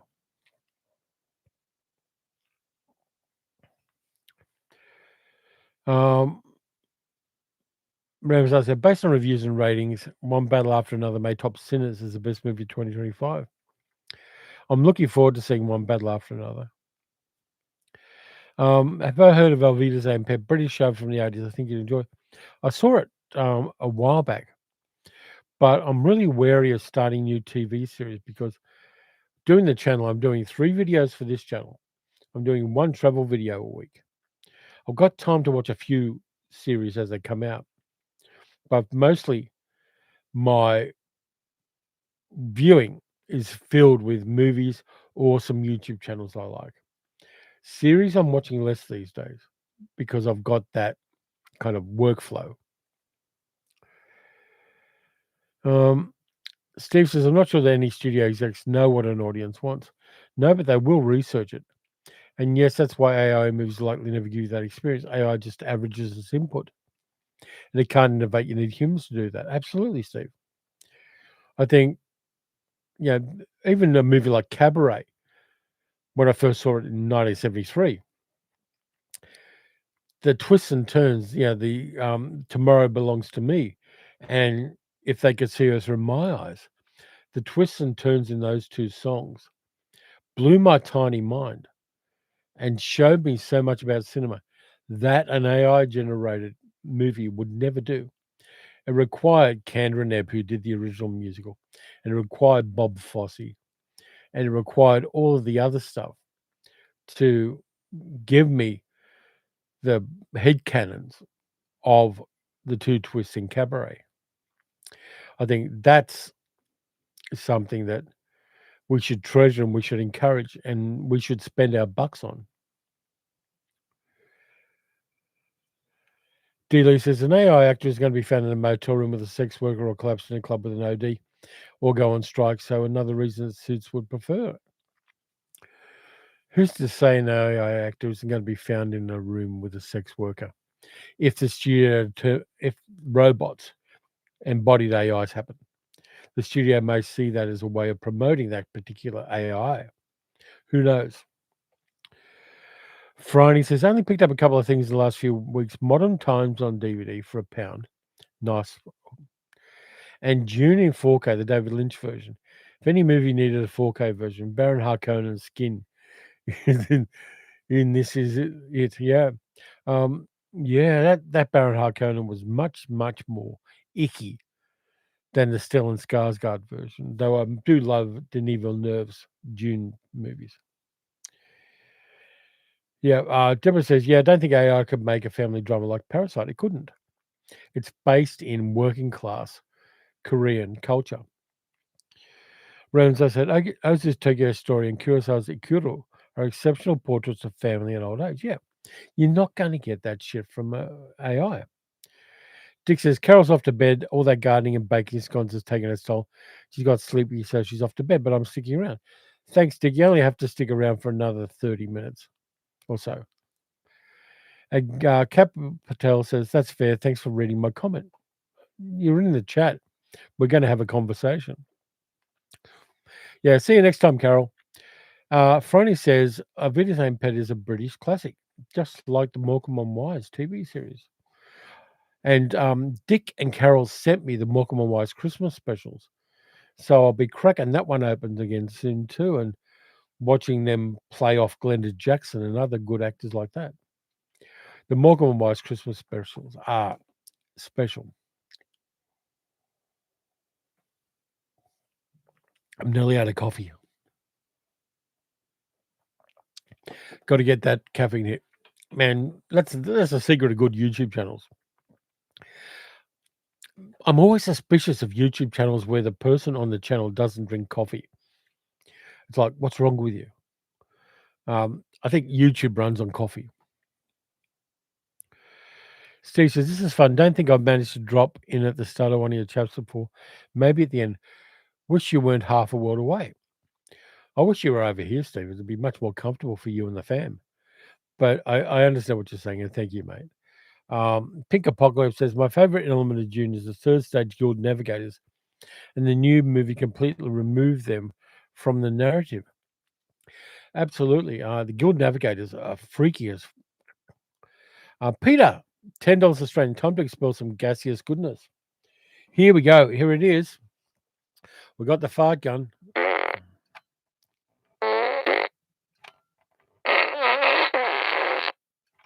Sometimes it does longer farts than others, Peter. But thank you very much, mate. Steve says, "I only started drinking coffee when I was 50 and I was free at the soul killing day job I had then. And it would have been bad American coffee too. So if you ever get here, Steve, I will show you what good coffee is. I'll take you down to where I took friend of the channel, Armin, which is St. Ali in South Melbourne, which does some of the best coffee in the world and also a fantastic breakfast. But yeah, Australian coffee is better. This actually wasn't the best Australian coffee. The coffee I used here is a pour over I got from Muji, the Japanese store, which has little packets that you open and pour the coffee over. Ramsay said, "Watched an absolutely crazy Japanese horror film. Wasn't that scary, but widely entertaining. House. Houseu is great. I love that. It's wild and crazy. It's like the happiness of the Katakuras. It's a random, weird Japanese film." Steve says, "I have a high-end coffee machine that makes lattes." Lattes is kindergarten coffee, Steve. Really, there is better out there for you, mate. Steve says, "A friend called the machine the small Volkswagen because he's seen the cost of it and it was the same as a car." Tell you which coffee makers I love, and I will never be able to afford one. You know those big brass ones with the dome at the top and an eagle on top of them? Those coffee makers that they have in Italian coffee shops, the espresso machines with the steam and the big boiler and all that. I want one of those. I don't have room for it. I could never afford it. But those are like the Rolls Royce of coffee machines for me. Though if I was going to get a smaller one, I've got a reasonable bevel one at the moment. But I'd go with a nice compact Gargia machine. That would be fine for that. Yeah, but coffee machine porn is great. Um, I, one of the YouTube channels I watch is James Hoffman, who's like the goat when it comes to coffee YouTube. And he got a classic Italian coffee maker renovated and restored for himself. And it looks so sweet. It looks like a 1950s hot rod. I just love the style of old school coffee machines. D. Lee says the David Lynch Dune was a who's who of distinctive characters like Brad Dourif, Linda Hunt, Dean Stockwell, and Freddie Jones. It scores for that alone. Yeah. Um, though you got to admit that the Denis Villeneuve one had Dave Batista. You know, it did have some good character actors in it as well. Deborah says that Steve, our coffee culture in Australia is wonderful. You would love it and be very welcomed. Absolutely. Um, I get my coffee delivered from Mahalia Coffee in South Australia, and they don't charge for postage. So every 2 weeks, I get a couple of bags of Mahalia coffee that I can use in my espresso machine, and it doesn't cost me that much. And I'm a very happy person for that. Um, Pink Apocalypse says, "I always watch the Spice Diver edit. It's great." In June, yeah. And Ben said, "I've used the Gargia Classic for 15 years. Love it." Absolutely. Gargia, they're the sports cars of coffee machines. Keith says, "I love Freddie Jones as an actor, top drawer."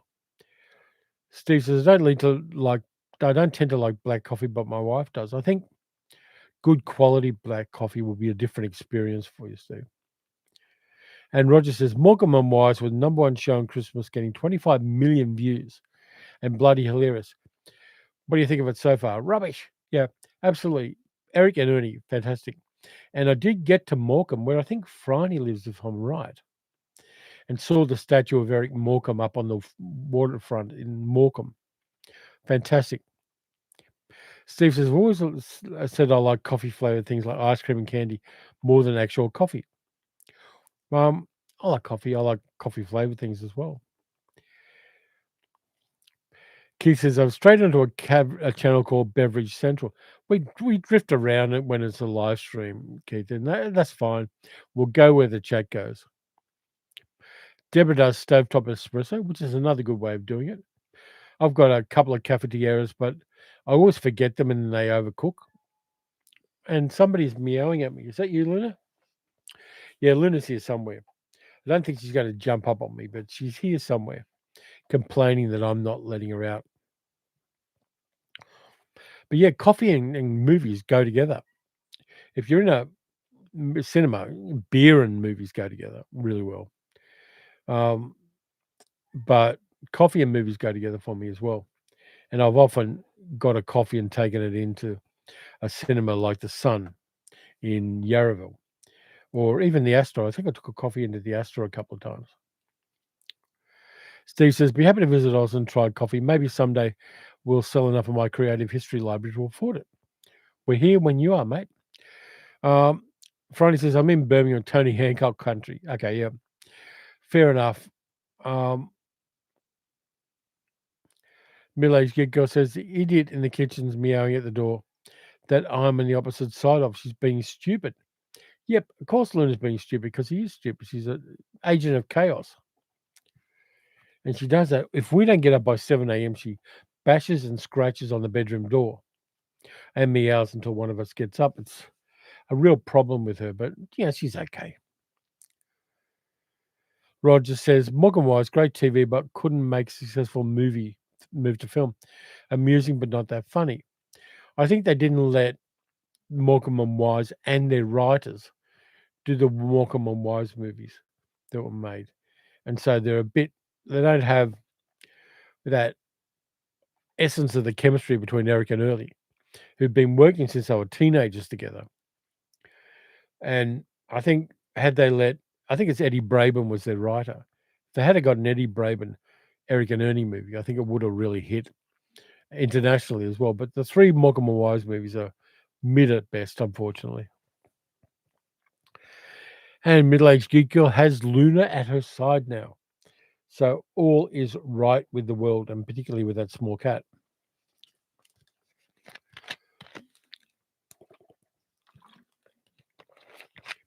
Deborah says, "State Cinema in North Hobart. You can take a glass of wine into the movie, but I take coffee." I actually saw Murder in the Orient Express, the Kenneth Branagh one, at that cinema on the day they ratified marriage equality years ago. But I remembered I walked all the way up the hill from Hobart to the cinema and got the news and then watched that movie. Ramsar said, "Living 2022 was a remake of which Japanese movie?" Ikiru. Any other questions?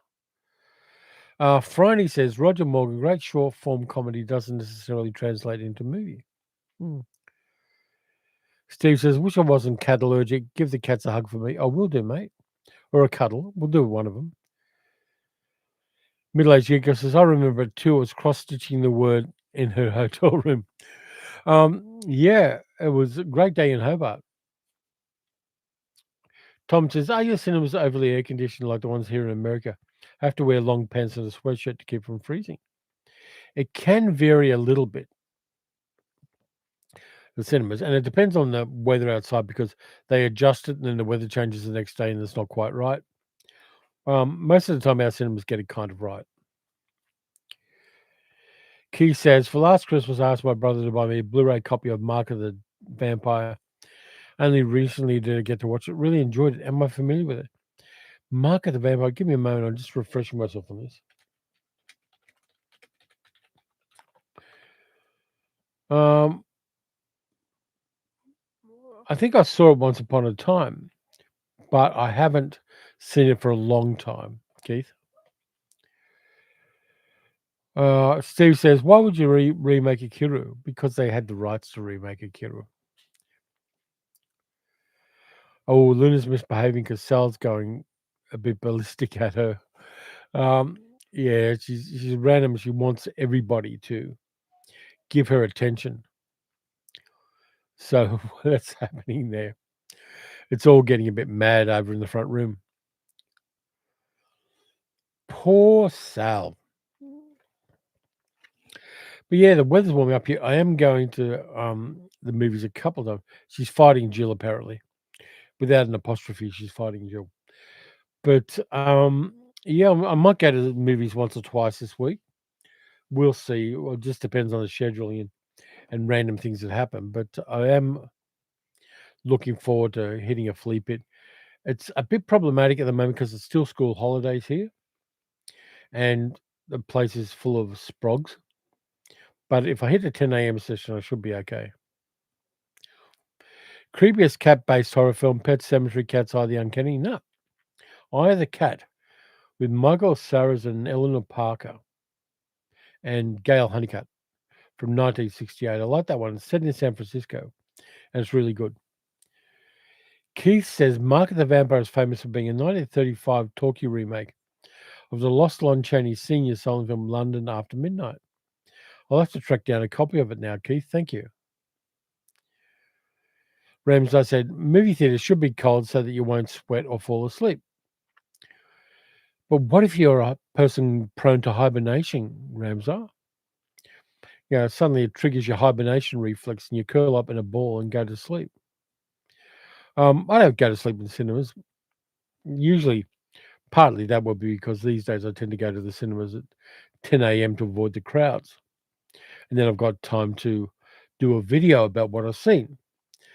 But our cinemas are pretty okay. They can occasionally get it slightly wrong. So I usually throw a hoodie into my backpack and then I can just do what I need to do. Less of a problem in summertime, but it doesn't hurt to chuck a hoodie into the backpack.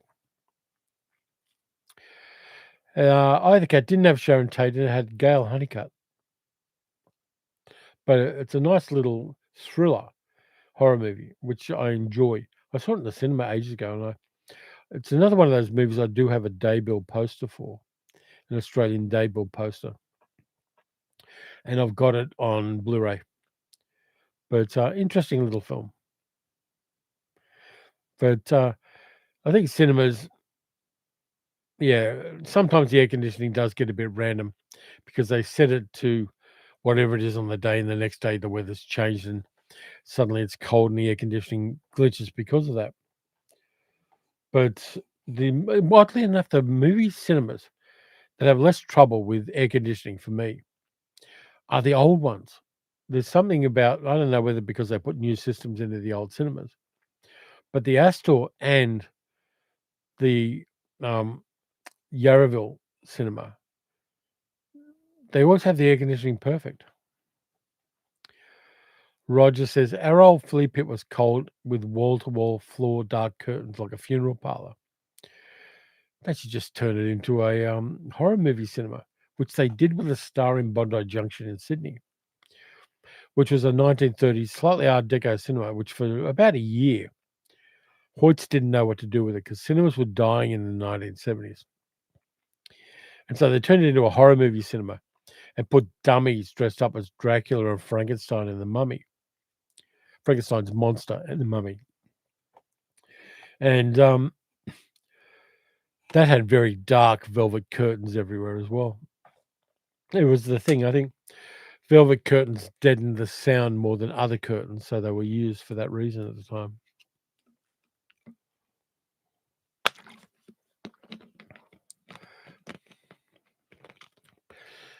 Keith says, a nice Grizzly Cat segment in Amicus's Torture Garden with Burgess, Meredith, and Jack Palance. Yeah, I've got that. Nice anthology film. Anthology horror. There are a few of them around still, but I think the weakness with anthology horror films is you'll get 3 to 5 stories in an anthology horror film, and 2 or 3 of them will really hit, and the others not so much. So it's a little bit hit and miss with anthology horror, but I still like it as a format. Friday says, on a bit of a pub crawl, went to the cinema, fell asleep, it was so warm. Eventually got around to renting the movie I missed. Turns out I had a lucky escape and then I blew it by watching RoboCop 3. Yeah, I'm not sure about going on a pub crawl and then going to the cinema. The way I am at the moment, if I went on a pub crawl and then the cinema, I'll be getting up every 20 minutes to take a whiz, particularly if it's beer. Beer goes through me very fast. And that is a problem with cinemas. And again, one of the medications I'm on, because I'm of a certain age, so you take medication, is a diuretic. And so I've got to time taking my diuretic medications after I go to the cinema. Otherwise, I won't see half the movie. The struggle is real. And as Bob Hoskins once said, growing older is not for wimps. But for me, yeah, I mean, I still love going to the cinema. I am going to the cinema soon, and I will go again. Ramzar says, Sayonara. You're heading off, Ramzar. Thank you for being part of this. And thank you for the bump. All right, you're talking about the Marlon Brando movie. Yeah, well, was that the one where Marlon Brando did Yellowface? That was a weird film. So many actors doing Yellowface in old movies, um, which is why the Christopher Lee Fu Manchu movies, which I do have on a box set that came out a number of years ago, are still a bit cringe. Franny said that was mid pub crawl. So you went out on a pub crawl, went to the cinema, and then continued a pub crawl. That's kind of cool in a weird way. Roger says, our cinemas just put a bar in the foyer. Not a good idea. I prefer my movie without drunken mobs in there too. Yeah, it depends on the movies and depends on the people. Like if I go to the Astor for one of the Cinemaniac sessions, which is where we saw Invisible Man and Invisible Man Returns, they do sell glasses of wine and bottles of beer at the bar. But because it's a session full of cinephiles, they're not getting plastered. There was one drunk woman who complained about, should I stick around for the second movie? And got a little bit, demi Karen about that. But for the most part, the people are pretty cool. And uh, because the Astor is on Chapel Street, if you want to go and get Mozart, there's any number of little bars down the road where you can just go there and get pissed. You don't need to do it in the cinema. And they tend to do that. But I think for the most part, the audiences at the Cinemaniac session are incredibly well behaved and respectful. And they watch the talk before the movies. They take part in the raffle. They applaud the movie afterwards. Um, except when we saw Looking for Mr. Goodbar, and there was a stunned silence at the end of the movie because of the end of the movie. And a lot of the younger people had never seen Looking for Mr. Goodbar. And so following Diane Keaton's character as her life becomes a train wreck. And then there's that ending. And everybody in the audience went, fuck. And there was no applause at the end of that movie. Steve says, don't get eaten by cats on my account, middle-aged girl. No, she just complains about the nibbling. She encourages them to nibble her and then complains when they do. It's just a thing. So we've got about another 15 minutes or so of this live stream. Any other questions and things like that? Steve says, the ending of Mr. Goodbar is devastating. Great, but devastating. Absolutely. And the way it portrays it is really horribly fascinating. Now, I do want to get a Blu-ray copy of it at some stage. I haven't managed to yet, but I do want to get Looking for Mr. Goodbar. I think it's an incredibly underrated American film of the 70s. And it may well be Diane Keaton's best role. She got the Oscar for Annie Hall, but in the same year she did Goodbar. And her character arc and her character are just so much better in that film. Also, it didn't have Woody Allen in it. But, yeah, so any questions people want to ask me, I'm up for any question at all about anything. We'll end the last 15 minutes of the live stream on that. A lot of you have already asked the questions.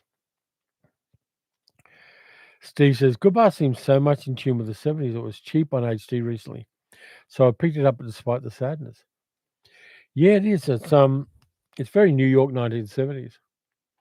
And it's got like early roles from Richard Gere and Tom Berlinger and maybe some of their best work. Gary says Goodbar is on 4K now. Reasonable, absolutely reasonable.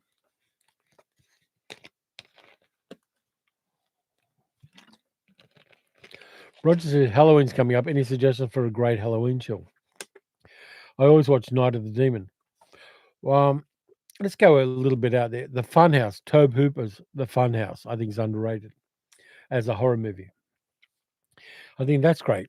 You can always go lateral and look at things like Monsters Go Home, the Munsters movie, or you can do Carry On Screaming, which I know is on Tubi. Carry On Screaming is great. The horror movie, Carry On movie, I think that works really well. Peter says, "How's the art house watching project going?" It was only for 1 month, and I flubbed it last month. I'm going to do it again, Peter, but I'm not continuing it right at the moment. Tom says, "Do you enjoy watching pre-code movies, 29 to 34?" Yeah, I do. I like the fact that it's the road not traveled for American cinema. When the Hays Code came in, they wussed out. But before that, there was some real human drama and human reality to Hollywood films that just did not happen later on. And it's interesting to see that sudden neutering of American cinema for a very long time. Sad, but really interesting. Um, yeah, Ramsay said worse was 6'4" John Wayne as Genghis Khan.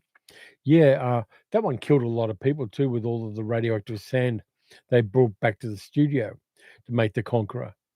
That was a monstrously bad thing. Steve says, just already watched Funhouse. Very good. It is. It is really effective as a small horror movie. Gary says, couldn't see Goodbar for decades in home format. I think it was because of music rights. It was for music rights. Franny has a question. Best disco themed movie. This one is easy.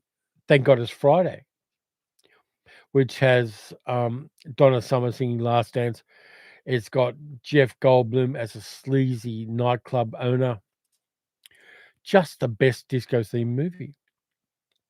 Deborah says, I've managed to get dressed, make breakfast, and still listen. Completely agree with Goodbar being underrated. Yes. D. Lee says, Killer Clowns from Outer Space has Halloween cult potential. I do like Killer Clowns. And it's got a good theme tune.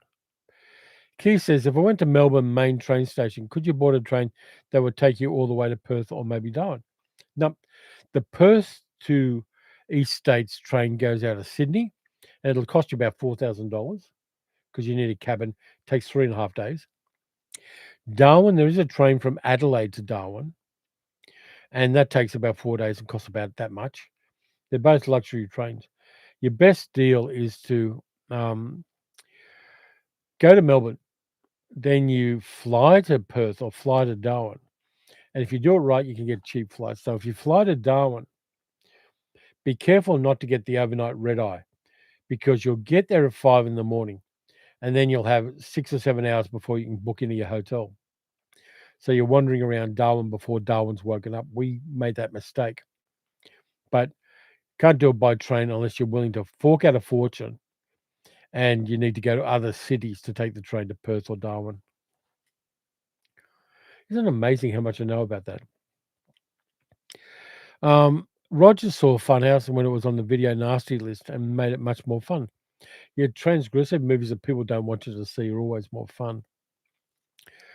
Deborah's heading off now. Hang out to watching that AI should be doing for me. Have a great day wherever you are. Thanks, Deborah, and thanks for being part of the live stream. And enjoy the sunny day in Nipaluna.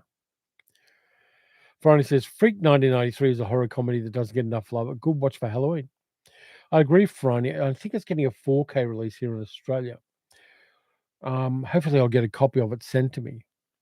But Freaked is getting a decent release here.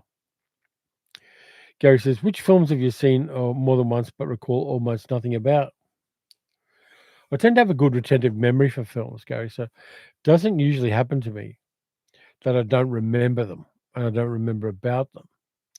So it's not really something that I do. There are movies I watch again and again. Things like 2 Weeks in Another Town and The Bad and the Beautiful. And The Core I watch a lot. And other movies. But um, I don't tend to watch, I do retain quite well what I'm watching in movies. It's just the nature of me and my passion for film. So there isn't one. Keith says, if I could take just one movie on a desert island, which movie would it be? 2 Weeks in Another Town. Vincente Minnelli's 2 Weeks in Another Town. Because I love that Italian La Dolce Vita feel. Or I'd take La Dolce Vita, which is a longer film, so maybe La Dolce Vita will be a good film to take. It's got good music, it's got Marcello going, and I just knocked the microphone. It's got everything you need in a film. I love La Dolce Vita, so maybe that. Keith says, some like it hot. Cool. Dealey says, I do like to watch pre-K US films where they took risks with story and content. Will Hayes has a lot to answer for. Yeah, and it's like Hollywood cut off its own nuts by starting the production code because it was generated by the big studios so that the government wouldn't censor them. So basically, they said, you're going to cut my nuts off. I'll cut them off instead because that way I have control of the knife. Crazy stuff. And should never be done again. Though I think it will be something that Trump would be big on. Particularly, he'd ban things like The Apprentice, which I think is a very fine film. But I'm not sure it's his favorite movie of all time. Yeah, that was a weird thing that Hollywood did. Ramsay said The Conqueror was filmed in St. George, Utah, which was 137 miles downwind of the nuclear test site. It was. And then they took sand and dirt back to the studio to do the studio shots. So they basically intensified the fallout radiation in one spot. And John Wayne got cancer, and Dick Powell got cancer, and Agnes Moorehead got cancer, and Pedro Menderes got cancer. It was such a vector of don't ever do this again. D. Lee said also the same reason why the main US comic companies brought in the Comics Code Authority. Yeah, Seduction of the Innocent, that novel that guy wrote, the book the guy wrote, who had absolutely no authority and bugger all knowledge of comics. And then there was a moral panic about it. You've always got to be aware of moral panics and suspicious of them because they always turn out to be bullshit. And Steve says, yeah, the production code and the comics code were both exercises in creative industry self-castration. I agree. And it should never happen again. Though I mean, I got caught up in the moral panic about Dungeons and Dragons in the 80s because one of my side hustles was to go into shopping centers with all the D&D books that Doubleday Books was selling and run Dungeons and Dragons sessions for kids during school holidays in the middle of the shopping center. And we got caught in a moral panic with a whole bunch of Karens telling me I was satanic and I was corrupting and abusing children by doing D&D sessions until the people who ran the shops chased them off. So I've got no tolerance for moral panics. Gary says 46 crew members died of cancer on the Conqueror. Yeah, crazy stuff. It's just Steve says, yeah, I was working on D&D during the Satanic Panic. I'm in the documentary about it. Cool. It's just weird. And there are moral panics about vaccines and all sorts of other things. And that bullshit at the moment about Tylenol causing autism. What the actual fuck? Bullshit like what Charlie Kirk was spouting, says Tom. Yeah, absolutely. Um, I won't go into the Charlie Kirk thing because it's a bit later in the podcast, but yeah, he's the Horst Vessel of American MAGA. And if you don't know who Horst Vessel was, you might want to look him up. WESSEL. Yeah, and Delia, a certain young actor named Tom Hanks appeared in a made-for-TV satanic panic movie about D&D. Isn't this fear about social media and kids just another moral panic? I think there are legitimate concerns with social media and kids because it is a vector. I mean, things like Roblox are being used by predators. So I understand that. And having teenage family members, particularly my nephew, I'm very aware of the corrupting influence of people, extreme right wing people in particular, and also predators influencing and grooming young people for their own purposes. I think there's an argument to be made about being aware of that and trying to find ways of obviating that. But I think that's a very different thing from something that has absolutely no basis in facts.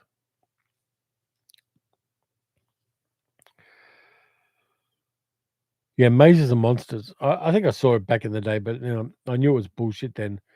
Uh, in my early 20s, we used to go to University of New South Wales every Saturday. We go to the Blue Room at the University of New South Wales, and everybody would play Dungeons and Dragons from about lunchtime till about 6 o'clock at night. Then we'd all go and get a cheap Vietnamese feed around the corner. So we knew the panic about Dungeons and Dragons was bullshit. But it was particularly big in the northern suburbs of Sydney, in the Bible Belt, up in the hills. That's where the satanic panic was. Evangelical churches beating the drum for against Dungeons and Dragons. D. Lee says social media can allow the lie to get around the world before the truth has gotten out of bed. Possibly, yeah, absolutely. And the thing is that error checking is getting very good too. There's some incredibly astute people who are addressing that stuff in real time. Roger says best Cold War movie. You got to can't go past Failsafe and Doctor Strangelove. I think they're basically if this goes on kind of movies. Steve says check out the Satanic Panic movie. You may enjoy it. Yeah, it's like the movies that document the video nasties, the documentaries about that. They were fun too because it just gives you a checklist of movies you want to see. And yeah, Satanic Panic didn't really. Sorry, the video nasty thing didn't really hit here. All we got was certain movies were banned in the state of Queensland. And the thing that people realised, which was fantastic, is it was a badge of honour. So the movie companies putting out the VHS tapes would put a sticker on them saying banned in Queensland. And so people would go, yeah, I want to see that. If it was banned in Queensland, I want to see that horror movie. I want to see that movie full of blood, gore, and titties because that's a badge of excellence in certain kinds of cult movies. So we never got the video nasty stuff to that extent, but we did get banned in Queensland. And in fact, Umbrella put out a movie recently where they gave out enamel pins saying bad in Queensland. It's 9:02 a.m., says middle-aged good girl. So we really must knock that naughty clock that says it's time to go. It goes so fast, our time has passed, and we must end our show. So thank you to everybody being a part of this live stream. Yeah, it did glitch at the start, admittedly, but I fixed it up. We got back on the horse, and everybody had a good time. So thanks to everybody. Thanks to the people who did the super chats. Thanks to all the people who were part of this and didn't do the super chats. And I really enjoyed it this time around. It was fun, even with the cats going mad. And everyone, look after yourselves. Just bide your time. If you're in a place that's being affected by the current insanity, bide your time. Look after the people you can look after. Speak out against the assholes, and we'll catch you next time.